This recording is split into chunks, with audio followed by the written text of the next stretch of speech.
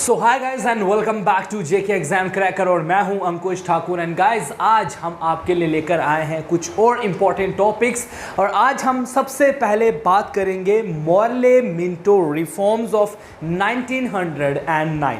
1909 के साल में दिया गया ब्रिटिशर्स की तरफ से एक बहुत ही महत्वपूर्ण एक्ट, जिसके अंदर उन्होंने जो भी इंडियन सब कॉन्टिनेंट के अंदर जो पॉलिटिक्स चल रही थी उसको फिलअप करने के लिए उन्होंने ये एक्ट वो लेकर आए थे। इस एक्ट में सेपरेट इलेक्टोरेट की बात की गई थी, जो हमने इससे पहले की वीडियो में डिस्कस किया।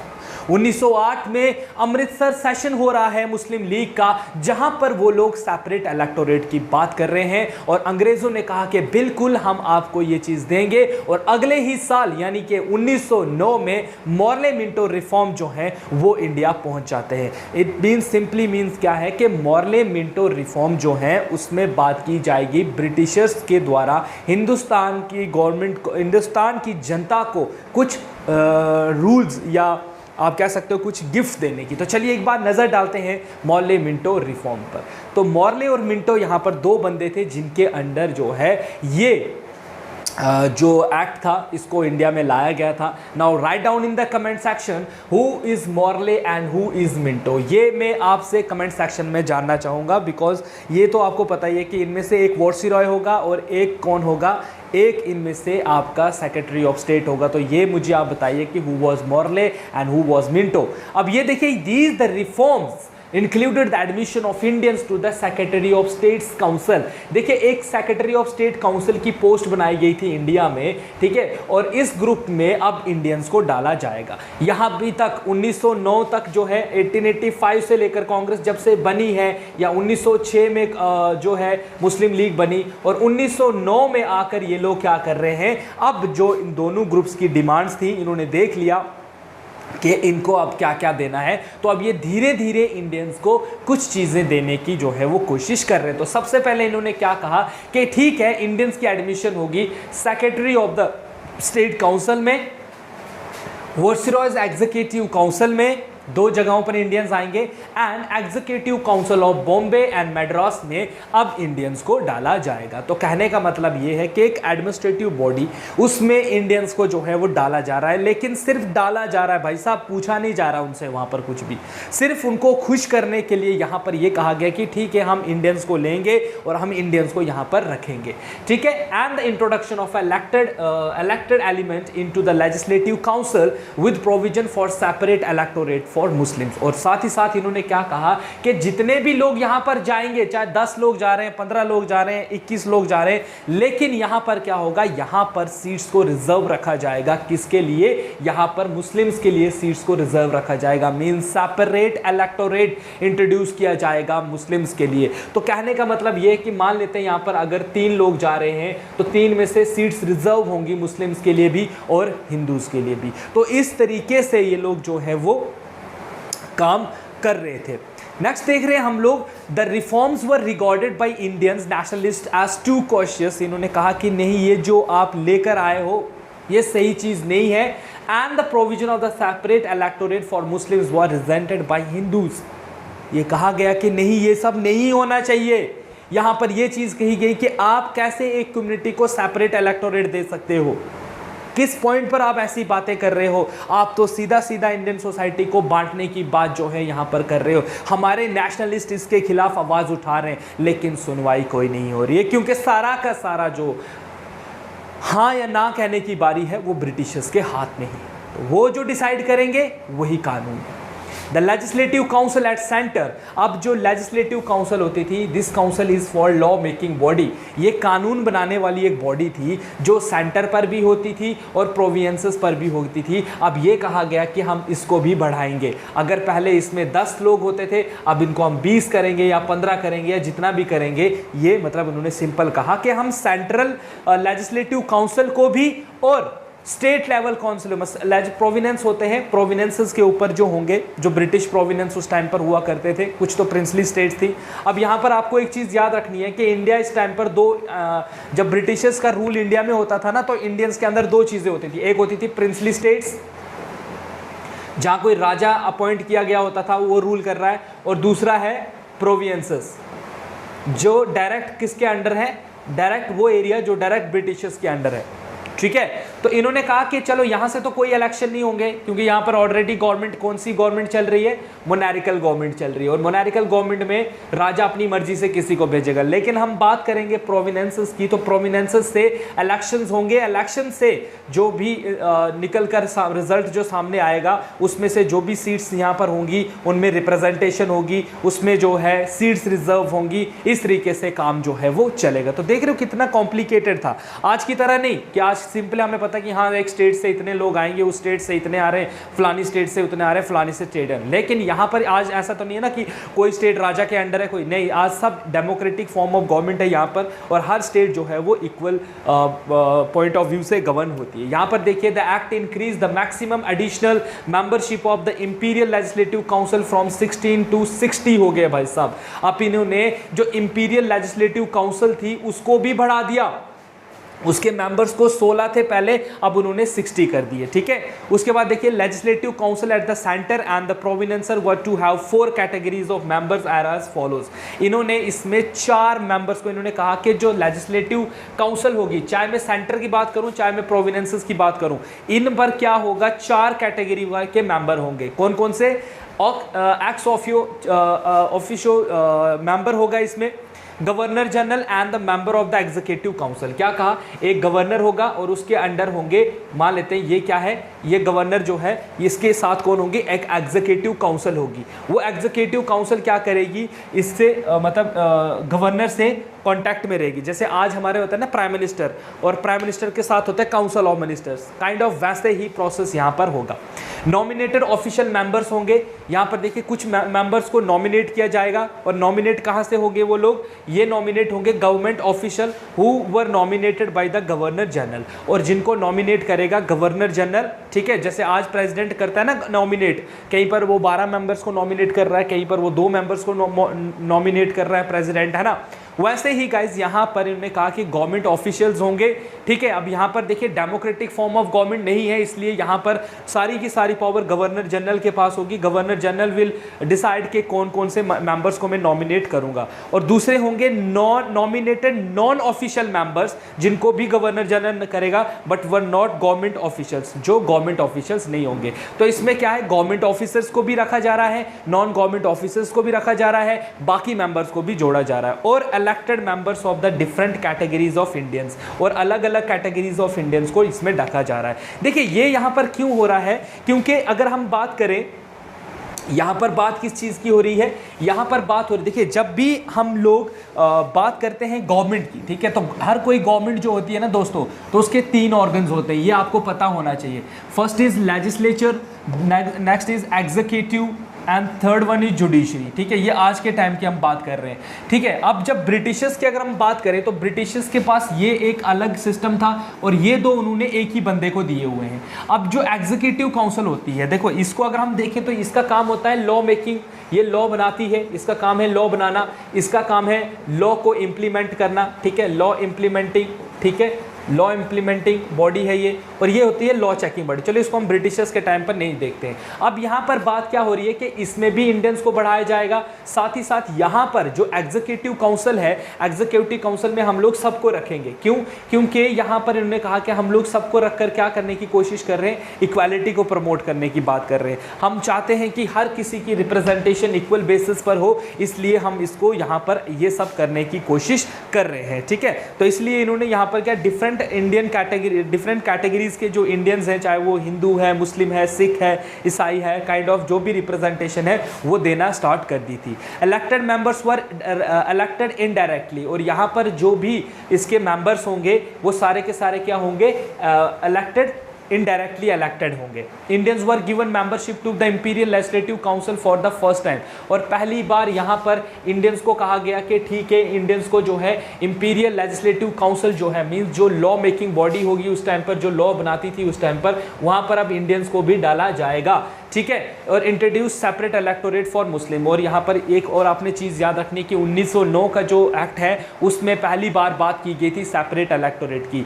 और यहाँ पर देखिए सम कॉन्स्टिट्यूंसीज जो है उनको अनमॉक कर दिया गया मुस्लिम्स के लिए, रिजर्व कर दिया गया मुस्लिम्स के लिए, and only Muslim could vote their representative, जहाँ पर सिर्फ मुस्लिम ही वोट डाल सकते हैं। जैसा आज के टाइम पर हम देखते हैं कि आज के टाइम पर हम क्या कर रहे होते हैं, जैसे आज का अगर आप पॉलिटिकल सिस्टम पढ़ो या इलेक्शन सिस्टम पढ़ो तो हमने बहुत सारी कॉन्स्टिट्यूंसीज को रिजर्व रखा हुआ है। आज हम लोग वुमेन रिजर्वेशन कर रहे हैं, एसटी रिजर्वेशन कर रहे हैं, एससी रिजर्वेशन कर रहे हैं। क्यों? क्योंकि these are consider as the lower section of society, या ये वो लोग हैं जो काफ़ी लंबे समय से एक्सप्लॉइट हुए हैं, जिनकी जो रेस्ट ऑफ द सोसाइटी से compete नहीं कर पा रहे हैं। तो हम चाहते हैं कि ये लोग कहीं अपने आप को एलिनेट ना समझें या अपने आप को ऐसा ना फील करें कि ये सोसाइटी का पार्ट नहीं है, और ये मतलब खुद को एक अलग पॉइंट ऑफ व्यू से ना कंसिडर करना स्टार्ट करें। इसलिए हम इनको अपलिफ्टमेंट देने की बात कर रहे हैं, हम इनको उठाने की बात जो है वो कर रहे हैं। ये लोग भी जो है वो अपने पॉलिटिकल सिस्टम को समझें।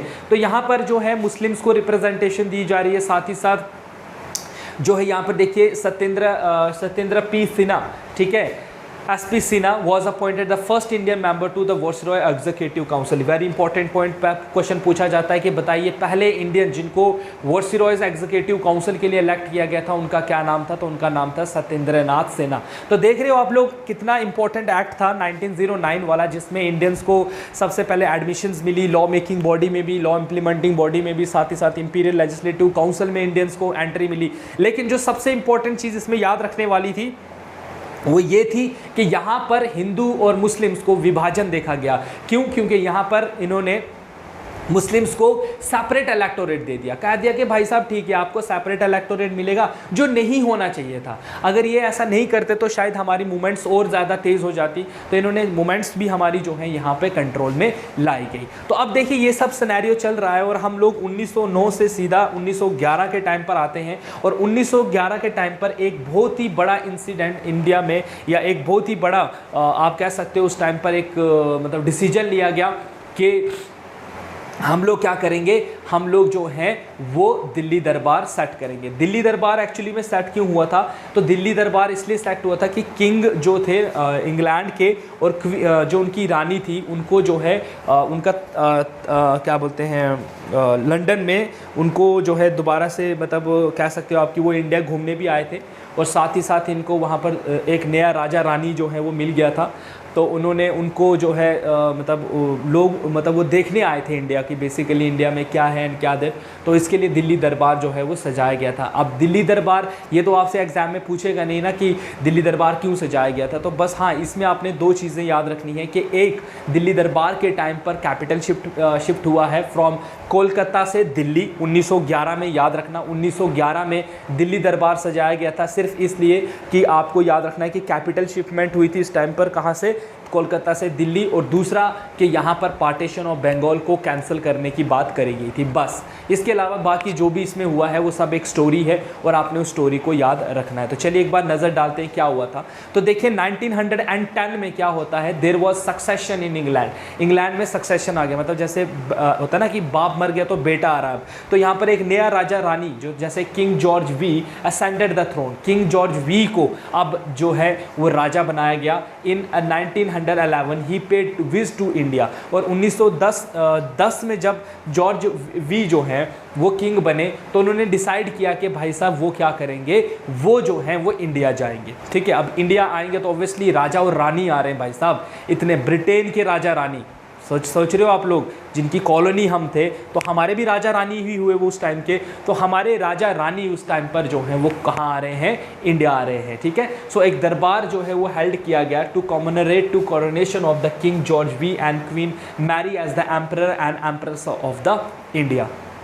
ठीक है, हमारे राजा रानी आ रहे हैं और उनके स्वागत में यहाँ पर जश्न मनाया जा रहा है भाई साहब, दरबार सजाए जा रहे हैं, पूरा दिल्ली सजाया गया है, पूरा ऑल दैट हो रहा है। तो a durbar brought back to the pomp and show of the Mughals once again in Delhi.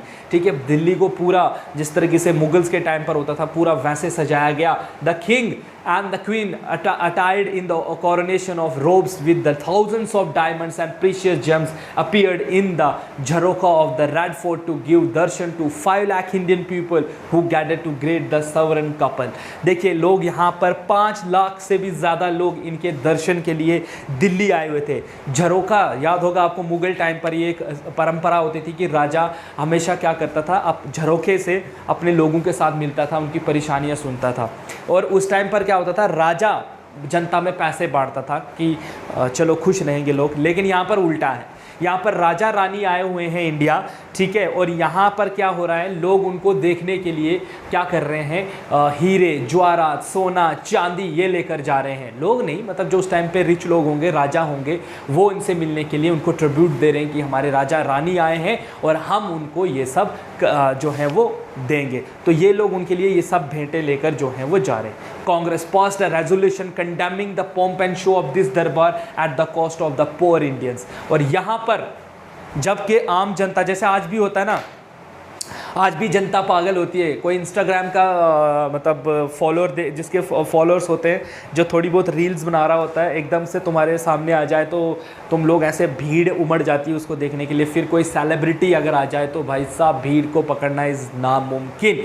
तो यहाँ पर भाई साहब इंडियंस, हो सकता है बहुत सारे इंडियन तो शौक के लिए जा रहे होंगे कि भाई कोई राजा रानी आए हैं तो लोग इसके लिए भी देखने। लेकिन INC एक ऐसी ऑर्गेनाइजेशन है जो उस टाइम पर कह रही है कि भाई साहब मत जाओ इनको देखने, बाइकआउट करो इनका। ये ऐसे ही है, मतलब राजा रानी आए तो फिर क्या होना है, हम थोड़ी है। तो देखो कितने इंटेलेक्चुअल लोग थे वो, मतलब एडवांस थे, पूरी जनता से एडवांस है, जो कह रहे हैं कि तुम क्या देखने जा रहे हो भाई, छोड़ो उनको रहने दो, कंडेम करो उनके इस लाइट पॉम्प शो को, ये क्या है इधर ऐसे लाइट लूट्स लगाई हुई हैं। तो बोलता है नहीं जाओ। तो ये पूरी जनता की तरफ से ये लोग जो हैं वो अकेले बोल रहे हैं कि नहीं जाएंगे वहाँ देखने। लेकिन जनता तो जनता है, जनता तो जाएगी क्योंकि राजा रानी आए हैं, ठीक है। इन दिस दरबार, अब इस दरबार में king declare the capital of India will be transferred from Calcutta to Delhi. अब यहाँ पर इन्होंने क्या कहा कि इन्होंने कहा कि भाई साहब हम लोग यहाँ पर कलकत्ता से दिल्ली अपनी ट्रांसफ़र करेंगे कैपिटल। इसलिए मैं यहाँ पर डेट भी लिख देता हूँ 1911, याद रख लेना। 1911 के टाइम पर हमारी कैपिटल ट्रांसफ़र हुई थी, कहाँ से, कोलकाता से जम्मू। हालांकि कलकत्ता जो है वो ऑलरेडी क्या था, देखो कलकत्ता में हो क्या रहा था, जब कलकत्ता का विभाजन हुआ ना तो कलकत्ता के 2 हिस्से बने, ईस्ट बंगाल वेस्ट बंगाल, ठीक है। This one is west, this is one is east Bengal. अब जब इन्होंने 1911 में ही कहा कि हम इसको जोड़ देते हैं, लेकिन जब जोड़ा गया तो पहले क्या हुआ था, जब इसको बनाया गया तो इसको ढाका इसकी कैपिटल बनाई गई, इसकी कोलकाता ही रखी गई, मतलब कलकत्ता इसकी कैपिटल थी। अब यहाँ पर ना कैपिटल को लेकर बात छिड़ गई कि कैपिटल कहाँ रखोगे, अगर आप पार्टीशन ऑफ बंगाल जो है वो कैंसिल कर रहे हो तो आप कैपिटल कहाँ रखोगे। तो इन्होंने कहा कि नहीं, हम कैपिटल वहीं पर रखेंगे जहाँ पर थी। लेकिन यहाँ से मुस्लिम लीग ने कहा कि नहीं, वी सपोर्ट, हम लोगों को अब जो होना था वो हो गया है, अब कुछ नहीं हो सकता, कोई पार्टीशन को कैंसिल नहीं करना है, जो है तो वो है। हालांकि इन्होंने कहा भी कि हम कैंसिल करते हैं, लेकिन उसके करने का कोई फ़ायदा नहीं था। तो यहाँ पर कैपिटल को लेकर जो है इशू स्टार्ट हो गए, तो इन्होंने कहा भाड़ में जाओ, तुम लड़ते रहो, और इन्होंने शिफ्ट कर दी अपनी सारी कैपिटल कहाँ, दिल्ली गाइस, क्योंकि दिल्ली इनके लिए एक ऑलरेडी एक बहुत अच्छी जगह थी, ठीक है। सो इन्होंने क्या कर दिया, वहाँ पर अपनी कैपिटल शिफ्ट कर दी। तो एक सबसे बड़ा डिसीजन यहाँ पर ये लिया गया। दूसरा यहाँ पर किया गया राजा के द्वारा के पार्टीशन ऑफ बंगाल को जो है वो कैंसिल करने की बात कर दी गई कि हाँ ठीक है, आप लोगों की डिमांड थी कि हम जो है यहाँ पर पार्टीशन ऑफ बंगाल जो है वो होना चाहिए, तो ठीक है हम इन दोनों डिमांड्स को आपकी ठीक करते हैं। तो इन्होंने क्या कर दिया, देखो दोनों डिमांड्स को जो है हमारी पूरी कर दिया। तो भाई साहब बहुत ही अच्छा डिसीजन। देखिए यहाँ पर आपको पता होना चाहिए कि क्या क्या डिसीजन यहाँ पर लिए गए थे। तो 2 डिसीजन आपने याद रखने हैं, एक कैपिटल ट्रांसफर हुआ, दूसरा यहाँ पर पार्टीशन ऑफ बंगाल को कैंसिल करने की बात हुई। This was a strike change, ये एक स्ट्राइकिंग चेंज पॉइंट था। In the same year another census of India was carried out, और इस साल ही 1911 में जो है सेंसस ऑफ इंडिया भी करवाया गया था, ठीक है, पॉपुलेशन को काउंट भी किया गया था। अब बात आ रही है 23 ऑफ दिसंबर 1912 की। 1912 का टाइम था। A bomb was thrown at the viceroy Lord Hardinge when his procession was moving from Chandni Chowk. तो यहाँ पर क्या होता है, मतलब इस दिल्ली दरबार के साथ एक इम्पोर्टेंट इंसिडेंट को जोड़ा जाता है। बेसिकली यहाँ पर क्या हुआ था, एक बॉम्ब जो है वो फेंका गया था, किसके ऊपर? लॉर्ड हैडिंज के द्वारा। Lord he was the viceroy of that time, Lord Hardinge. और लॉर्ड हैडिंज के टाइम पर इन्होंने क्या कर दिया था, एक बॉम्ब जो है वो फेंका था इनके ऊपर जब ये चांदनी चौक से गुजर रहे थे।